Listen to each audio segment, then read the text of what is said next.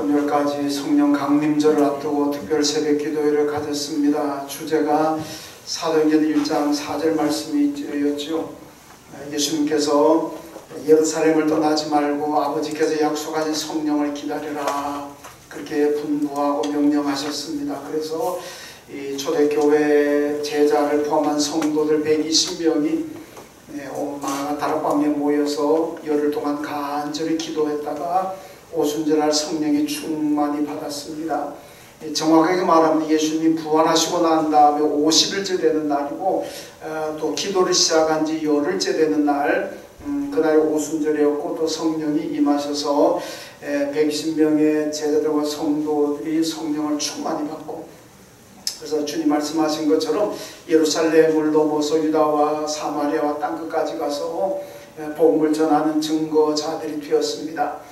성령을 받았기 때문에 고난도 있었고 환난도 있었고 유혹도 있었고 순교의 위협까지 있었지만은, 그럼에도 불구하고 주님 주신 사명을 잘 감당할 수가 있었습니다. 그것은 바로 성령을 충만히 받았기 때문입니다. 오늘 성령 강림절을 맞아서 여러분 모두에게도 오순절날 나아가 다락방에 임하셨던 성령을 여러분들도 충만히 받으셔서 이 어려운 시대를 살아가는 여러분들 다 유혹도 이기시고 어떤 어려움과 환난도 코로나도 다 이겨내시고 믿음으로 승리하시기를 주님의 이름으로 축원합니다. 이 성령 강림은 우연히 어느 한순간에 일어난 일이 아니고 이미 구약 성경, 정확히 말하면 오늘 본문에 나와 있는 요엘서 2장에서 이미 다 예언을 하고 있습니다. 이 요엘서가 언제 나왔느냐, 학자들이 연구를 많이 했습니다만은 정확하게 어느 시대의 연도를 규정하기는 참 어렵습니다. 그러나 여러 가지 요엘서가 말씀하고 있는 내용을 종합해 본다 보고 내린 결론은 포로 후기였을 것이다, 그렇게 얘기를 하고 있습니다. 이스라엘 백성들이 바벨론에서 70년 포로 생활하고 돌아왔는데, 그때 삶이라는 게 얼마나 힘들었겠습니까? 70년 동안 나라를 떠나 있었고 집을 비워두고 땅을 그냥 경작하지 못했고, 그러다가 70년 만에 돌아와서 살아가는 그들의 삶이 참 힘들고 어려웠습니다. 경제적으로 어렵고 국가적으로 어렵고, 거기다가 이 사마리아 사람들과의 갈등도 있었고, 또 본토에 남아있었던 유대인들하고 포로에서 돌아온 유대인들하고 거기서 오는 여러 갈등들, 하여튼 이런 문제가 사회 문제가 되면서 많이 힘들고 어려웠습니다. 이때 하나님께서 이스라엘 백성들에게 축복을 약속하셨는데, 그 축복의 내용이 뭐냐? 오늘 본문에 나와 있는 성령의 약속입니다. 내가 성령을 너희들에게 부어주겠다, 만민에게 부어주겠다. 그 안에는 또 구체적으로 남종과 여종들에게까지도 내가 성령을 부어주겠다.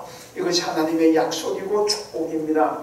그리고 구약시대에도 성령은 임하셨습니다. 그런데 구약시대 성령은 모든 사람에게, 오늘 본문이 말씀하고 있는 것처럼 만민에게, 남종과 여종, 이 노예들까지도 성령이 임하신 것이 아니라, 구약시대의 성령은 왕이나 또 제사장이나 선지자들, 이렇게 좀 특별한 사람들에게 제한적으로 임하셨던 분이 성령이십니다. 그런데 오늘 말씀은 예고하기를 장차 모든 사람들에게, 만민에게, 남종과 여종들에게까지도 내가 성령을 부어주시겠다, 주겠다, 그렇게 하나님께서 약속하십니다. 정말 놀라운 축복 아니겠습니까? 옛날 구약시대 같으면 상상도 못하는 일인데 하나님께서 다 보내주시겠다고 말씀하고 있습니다. 그렇다면 성령을 약속하셨던 이 요엘 시대가 어떤 시대였을까? 시대적인 배경이 어떠했을까? 오늘 30절과 31절의 말씀 보면, 내가 이적을 하늘과 땅에 베풀리니 곧 피와 불과 연기 기둥이라, 여호와의 크고 두려운 날이 이르기 전에 해가 어두워지고 달이 핏빛같이 변하려니와, 이렇게 말씀하고 있습니다. 우선 딱 이 내용을 보면은, 지금 시대가 굉장히 어려운 시대구나, 재앙이 임하는 시대고 큰 정말 환란의 시대구나 하는 것을 바로 짐작할 수가 있는 내용입니다. 여러분, 피라는 것은 나일강에서 그 모세가 기적을 행하면서 지팡이를 나일강이 되니까 나일강이 피로 물들어지는 그것을 얘기하고 있고, 그 다음에 불이라는 것은 애굽에 내린 불덩이 재앙입니다. 출애굽기 9장에 보면 모세의 7번째 재앙이 우박 재앙입니다. 근데 우박 재앙이 내릴 적에 보면은 우박만 떨어진 것이 아니고 불덩이도 같이 떨어졌습니다. 그러니까 우박이 내려가지고 그냥 완전히 초토화시키는데, 근데 초토화된 것을 불덩이가 내려가지고 다 또 불바다 만들어버렸으니까 이 재앙이 어마어마하게 무서운 재앙이었다, 그런 말씀이죠. 그리고 그 다음에 보면 또 해가 어두워지고 또 달이 핏빛같이 된다, 또 이렇게 말씀하죠. 이건 종말의 징조입니다. 마태복음 22장에 종말 징조 나오는 거 보면은 이런 마지막 종말이 되면은 하늘의 권능이 흔들린다 그럽니다. 여러분, 하늘의 질서라는 게 뭐겠습니까? 태양은 빛을 내는 것이고 뭐 달은 또 빛을 받아가지고 뭐 그러잖아요. 또 반사체잖아요. 발광체는 아니더라도 반사체 역할을 합니다. 그러니까 이 뭐 발광체가 되었든 반사체가 되었든지 간에 태양도 달도 다 빛을 내잖아요. 그 태양이 뜨니까 낮이 이렇게 환하게 다니는 거고, 밤에는 달이 뜨니까 그나마 또 우리가 다닐 수 있잖아요. 그런데 이것이 안 된다는 겁니다. 태양이 해가 빛을 잃게 되고 어두워지고 달이 핏빛이 된다. 이거 엄청난 재앙입니다. 바로 이런 재앙이 임할 이 시대에 앞으로 이런 재앙이 임한다는 거죠. 이럴 때 하나님께서 약속하신 것이 바로 성령을 부어주시겠다는 약속입니다. 여러분, 이런 상황에서 성령을 부으시는 약속인데, 그럼 성령이 오신다면 우리에게 어떤 축복이 있을까? 우리가 성령을 주십시오, 성령 충만하게 해주십시오, 또 성령 강림절을 맞으면서 특별히 우리가 사는 성령을 사모하고 있는데, 그렇다면 여러분, 성령을 우리가 충만히 받는다면 도대체 그게 내게 어떤 축복이 있을 것인가? 오늘 28절과 29절 말씀 보면, 그 후에 내가 내 영을 만민에게 부어주리니 너희 자녀들이 장래일을 말할 것이며 너희 늙은이는 꿈을 꾸며 너희 젊은이는 이상을 볼 것이며 그때 내가 또 내 영을 남종과 여종에게 줄 것이며, 이렇게 말씀합니다.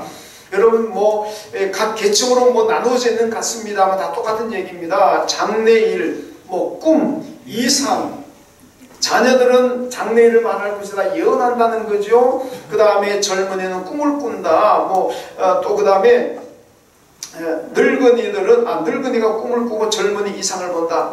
이런 표현을 제가 늙은이를 대단히 죄송합니다만은 오늘 성경 본문이 그렇게 얘기하고 있기 때문에 제가 그냥 늙은이라고 얘기를 하겠습니다. 혹시 오해하지 마시고 그렇게 이해해 주시기 바랍니다. 자, 오늘 말씀 보면 이 환란의 시대에 재앙이 닥쳐오지만은 이런 정말 사람들이 절망할 수밖에 없는 이런 시대에도 어떻게 합니까? 자녀들은 장래의 일을 말할 것이고, 여러분 늙은이는 꿈을 꾸고, 또 젊은이들은 이상을 볼 것이다. 결국 하나의 얘기입니다. 결국 모든 사람들이 계층별로 나누어지는 구분되는 축복이 아니라, 차별화된 축복이 아니라, 여러분 성령을 받으면, 하나님께서 성령을 부어주신다면 자녀들이든 젊은이든 늙은이든 간에 상관없이 꿈도 꾸고 이상도 볼 것이고 예언도 할 것이고 장래를 말할 것이고, 여러분 비전 가지고 꿈을 가지고 살아가게 된다는 말씀입니다. 여러분, 성령이 임하시면 이런 재앙의 시대에도 언제나 희망을 가지고 살아갈 수가 있다는 것, 이게 바로 성령 받은 사람이 누리는 축복이라는 말씀입니다. 여러분, 코로나로 지금 많이 어렵잖아요. 어렵습니다. 그런데 가만히 생각해 보세요. 코로나 없을 때는 안 어려웠습니까? 여러분, 코로나 없을 때도 맨 어려웠습니다. 물론 코로나처럼 이렇게 우리가 막 사람도 만나지도 못하고 갈 때 못 갈 때 가지도 못하고 이런 어려움은 없었지만은 여전히 코로나 없을 때도 어려웠던 것은 사실입니다. 제가 초등학교 들어가서부터 들은 얘기가 뭐냐면 앞으로 3년이 어렵습니다. 앞으로 5년이 위기입니다. 3년만 참읍시다. 5년만 참읍시다. 이런 그 얘기를 초등학교 때부터 지금까지 듣고 있습니다. 작년 코로나 3월 말에 딱 터졌을 때에 정부에서 뭐라 그랬습니까? 4월 6일까지만 예배를 좀 참아 주십시오 그랬잖아요. 4월 6일. 4월 6일까지만 예배를 참아 주십시오. 그래 교회들이 다 협조를 했습니다. 근데 작년 4월 6일에 끝났습니까? 지금까지도 참아달라는 거예요. 정부에서 또 발표 나왔잖아요. 지난 주간에. 앞으로 3주간 더 연장합니다. 그러니까 이게 사람이 하는 일 모릅니다. 우리는 뭐 3년 지나면 5년 지나면 될 것 같고 뭐 2주 지나고 3주 지나면 다 해결될 것 같지만은 그게 안 되잖아요. 그게 안 됩니다. 여러분, 코로나가 작년 초에 났는데 지금까지 올 줄 누가 상상이 됐겠습니까? 아무도 상상하지 못했습니다. 작년 처음 코로나 터졌을 때에 뭐 피크가 4월 5월이 피크다 그러니까 사람들이 무슨 사람인데 뭘 그렇게 오래 가냐고 다 그랬잖아요. 근데 왜 그걸? 여러분, 시대라는 건요 어렵지 않은 시대는 아무 데도 없습니다. 내용적으로 코로나가 아니더라도 다른 것 때문에 어렵고 다 힘든 시대 우리 살아갑니다. 어렵고 힘든 거는 내가 세상을 떠날 때 끝나는 거지 내가 살아가는 동안은 언제나 어려운 거예요. 그 어려움 때문에 사람들 가운데는 낙심도 하고 절망도 합니다. 그러나 분명한 것은 성령을 받으면, 성령이 충만한 사람이면 사람들이라면 코로나 시대 가운데서도 아무리 어려운 시대가 닥치더라도 절대로 낙심하지 않습니다. 절망하지 않습니다. 그러나 꿈을 가지고 희망 가지고 살아간다는 말씀입니다. 여러분, 동남아시아, 아프리카 쪽에 후진국이 다 몰려 있잖아요. 다 동남아시아, 아프리카 가는 다 후진국들이 얼마나 어렵게 살아갑니까? 여러분, 이 세계에서 행복지수가 가장 높은 나라가 동남아에 있는 뭐 방글라데시, 뭐 네팔 이런 나라들 그러잖아요. 우리 교회 유치원이고 초등학교에는 방글라데시도 저도 몇 번 갔습니다만은 우리가 여러분들이 안 가보신 분들은 정말 안 가봐서 말을 하지 마세요. 우리가 생각하는 그 이상을 상상할 수 없을 만큼 얘기를 해도 다 표현할 수 없을 만큼 어렵게 사는 사람들입니다. 정말 21세기 이렇게 살아가는 나라도 있구나 뭐 그렇게 생각되는 나라가 방글라데시입니다. 그런데 이 나라들이 세계에서 행복지수가 최고라는 겁니다. 여러분, 잘 이해가 되십니까? 이해가 잘 안 되죠. 우리가 볼 때는 너무나 비참하게 사는 사람들인데 자기는 늘 행복하다는 거예요. 그 왜 그럴까? 한번 생각해보면 그 사람들은 모든 것을 운명에 맡깁니다. 운명으로 받아들입니다. 우리나라 말을 하면은 팔자에 맡겨요. 팔자 소관으로 생각하는 겁니다. 내가 잘 사는 것도 팔자고 못 사는 것도 팔자고 아파도 팔자고 건강해도 팔자고 공부를 잘해도 팔자고 못해도 팔자고 전부 팔자, 전부 팔자. 어차피 내가 그런 팔자를 타고났으니까 못 살아도 당연한 거고 공부 못한 것도 당연한 거고 모든 걸 운명으로 팔자로 돌려버리니까 변화가 안 되는 겁니다. 개선하려고 하는, 바꾸려는 생각을 안 하는 거예요. 그러니까 그 나라가 제가 볼 때는 좀 미안한 얘기지만 우리도 물론 기도하고 있습니다만은 이 나라가 잘 산다는 건 정말 힘들지 않겠나. 정말 우리가 선교해가지고 복음을 그들에게 집어넣고 예수를 전해야만 이 나라에 생각 있게 해주고 의식 있게 해줘가지고 잘 살 수 있지, 적어도 이렇게 온 모든 것을 갖다 팔자에 맡기고 운명에 맡기는 이런 사람들 이 모습 가지고는 잘 살긴 다 틀렸구나. 그러니까 우리가 열심히 선교하잖아요. 그러니까 그저 예수 전해가지고 어떻게 하는지 그 생각 바뀌고 그 의식 바뀌어가지고 잘 살게 만들고 이 땅에서도 잘 살고 구원받아 천국 가게 하려고 우리가 선교하는 것 아니겠습니까? 여러분, 그 나라가 잘 살면 운명론부터 이 팔자라는 것부터 버려야만 된다는 겁니다. 인도라는 나라도 그 옆에 있잖아요. 그 인도 카스트 제도가 있습니다. 그 사람들 4가지 계층으로 만들어버리는데 뭐 브라만, 크샤트리아, 바이사, 뭐 수드라 이렇게 4가지 계층으로 만듭니다.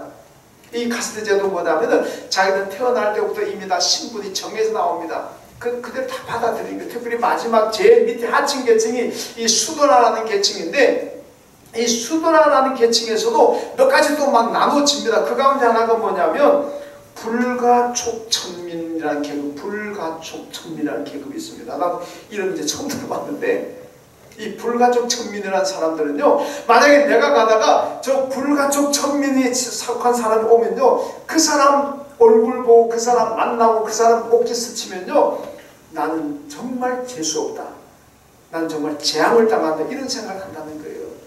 여러분, 유대인들이 사마리아 사람들 상종을 안 하잖아요. 저 사람들 만나면 내가 정말 재수없다, 내가 망할 수 있다, 이래가지고 상종 안 하는 것처럼 인도에서는 그 외 계층 사람들이 이 불가촉 천민들 만나면 저 사람 만나고 대화하고 음식 같이 먹고 오케이 스쳤다? 나도 완전 망한다, 재수없는 인간들이다, 이래가지고 아예 접촉도 안 한다는 거 아닙니까?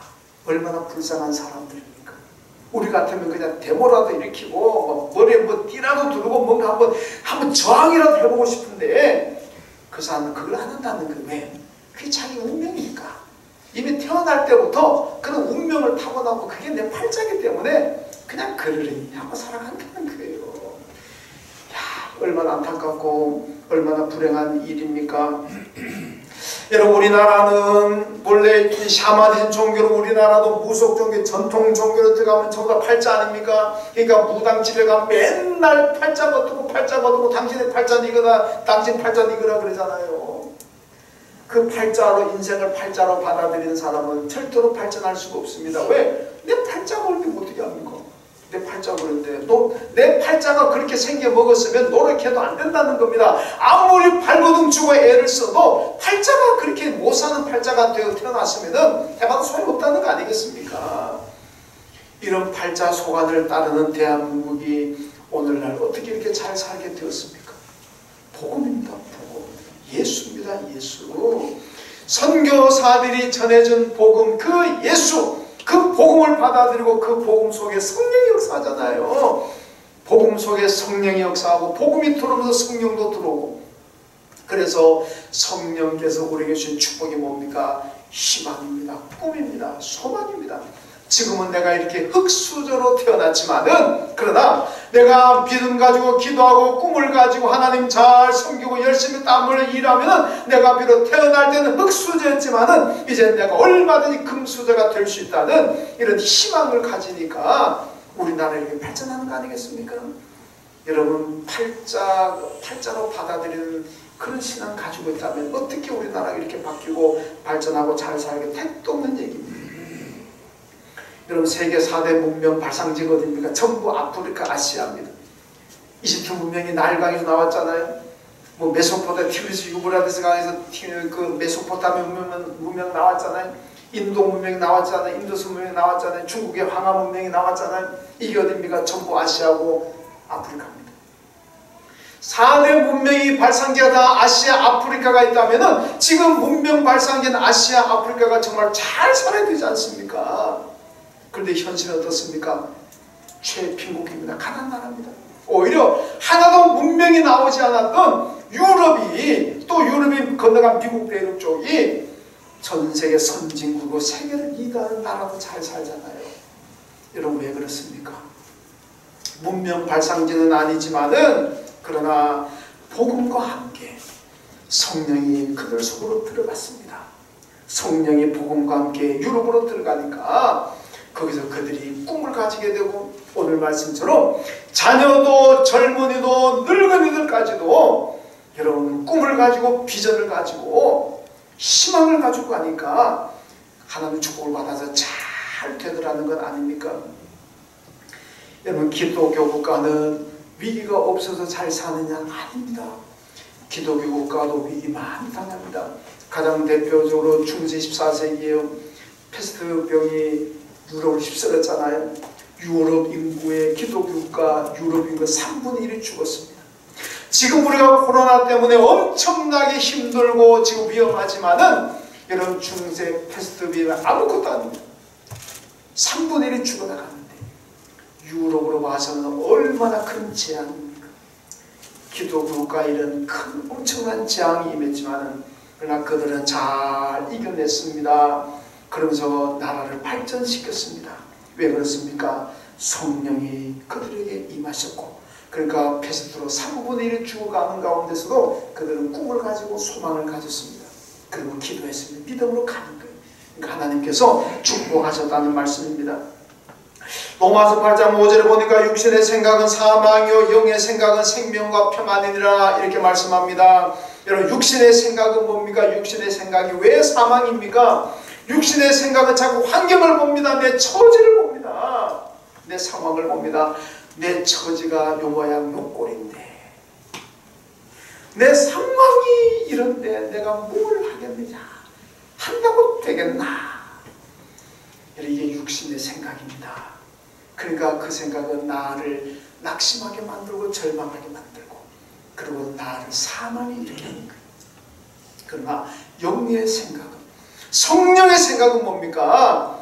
생명과 평안이라고 했습니다.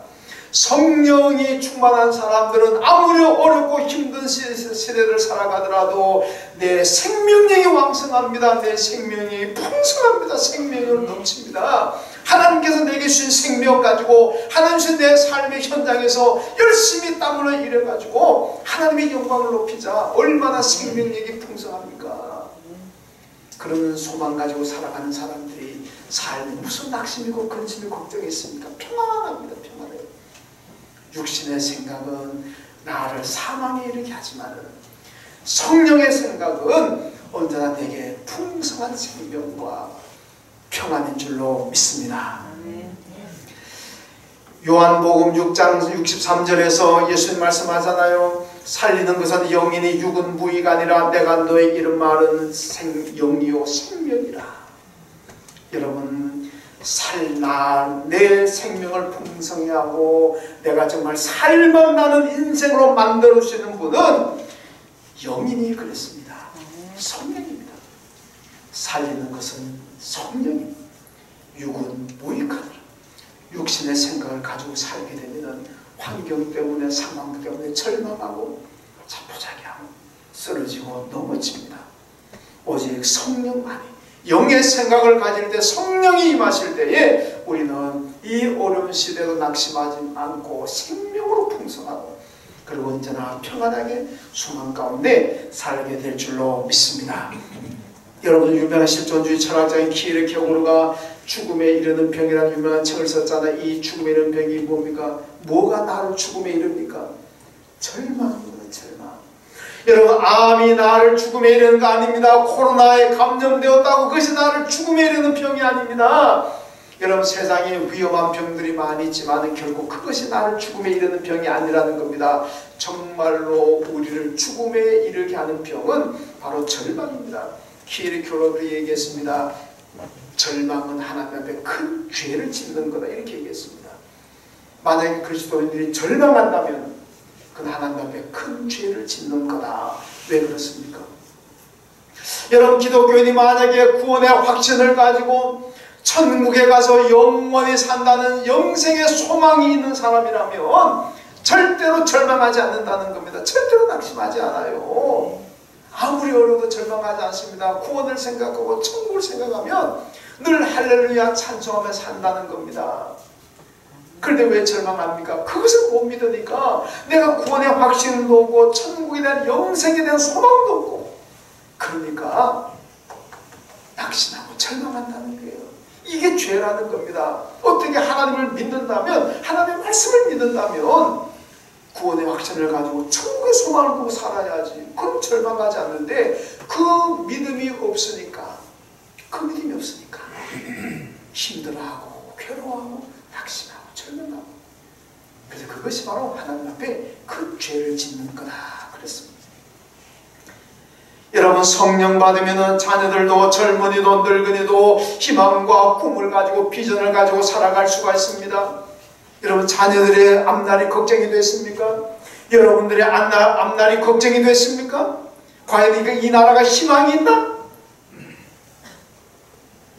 여러분 우리나라의 희망을 포기한 사람들이 얼마나 많이 나옵니까? 희망 포기하는 데 많잖아요. 많습니다. 여러분 그러나 성령 충만하면 이 나라에서도 희망 절대 포기하지 않습니다. 이 나라는 얼마나 희망이 있는 나라입니다. 성령이 없으면 이 나라는 이제 희망이 없구나 생각하지만 성령 받으면 아직도 대한민국은 하나님의 역사하는 희망으로 충만한 나라다. 그렇게 되는 겁니다. 여러분 미래가 불안하신다면 성령 충만히 받으시고 여러분의 자녀들의 앞날이 걱정되시면 그 자녀가 성령 충만히 받도록 하십시오. 그러면 꿈이 있고 평안이 있고 생명이 넘치는 복을 누리게 될 줄로 믿습니다.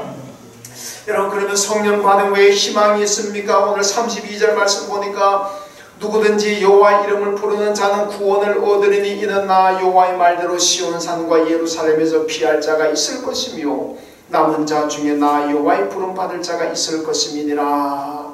아멘. 자 지금 성경 오늘 아직 준비된 자막은 못 띄웁니다만은 성경 보고 있는 분들은 32절 같이 한번 들고 시작. 누구든지 여호와의 이름을 부르는 자는 구원을 얻으리니 나 여호와의 말대로 시온산과 예루살렘에서 피할 자가 있을 것이며 남은 자 중에 나 여호와의 부름 받을 자가 있을 것이니라. 아멘. 여러분, 성령 받으면 세 가지 축복을 약속하고 있습니다. 이 32절 말씀에 먼저 구원을 얻는다 그랬습니다. 여러분, 구원은요, 육신의 구원이 있고 영혼의 구원이 있습니다. 우리가 잘 아는 대로 영혼의 구원이라는 것은 내가 예수 믿고 구원받았기 때문에 나중에 천국 가서 영생을 누리는 것, 이게 영혼의 구원입니다. 육신의 구원이라는 것은 지금 내가 어렵게 살아가는 이 세상에서 어려운 가운데서 건진받는 것, 수렁에 빠졌는데 건진받는 것, 모든 삶의 문제, 사업의 어려움, 가정의 어려움, 건강의 어려움, 자녀의 어려움, 이 어려움에서 내가 해결받는 것, 이것이 바로 육신의 구원이라고 할 수가 있습니다. 여러분, 그런데요, 이 육신의 구원을, 아니면 영혼의 구원을 누가 받습니까? 하나님의 이름을 부르는 사람들, 예수를 부르는 사람들이 여러분 구원을 받는다 그랬습니다. 아무나 하나님 부를 수 있습니까? 못 부릅니다.